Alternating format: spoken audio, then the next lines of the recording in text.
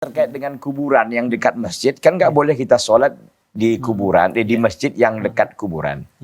Maka dilihat mana duluan yang dibangun gitu. Kalau dulu masjid duluan, baru kuburannya dibongkar. Nah gitu. Kalau dulu kuburan yang ada, masjidnya baru, masjidnya yang dibongkar. Jadi siapa duluan nih gitu? Apa yang duluan gitu kan? Masjid atau kuburan? Gitu. Dan memang nggak boleh ya menyatukan antara pekuburan dengan masjid gitu.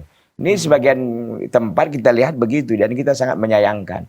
Meskipun yang di situ adalah, oh dia orang soleh Ustadz, dialah orang yang mewakafkan tanah masjid ini, ya nggak peduli gitu, nggak boleh. Nah, kecuali ada pembatas yang jelas dengan jarak yang memang jelas bahwa memang itu beda antara makam dengan masjid. Ini kadang-kadang kan dia di areal masjid, kita sangat sayangkan itu.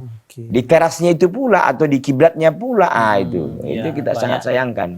Banyak juga kita dapati, kadang kita tidak tahu ternyata di balik masjid itu ada kuburannya. Itu nggak boleh sebenarnya kita sholat di situ. Makanya ya kita berhati-hati dengan hal demikian dan kita ingatkan kaum muslimin. Yang mana duluan ini sebenarnya dulu apa masjid apa kuburannya?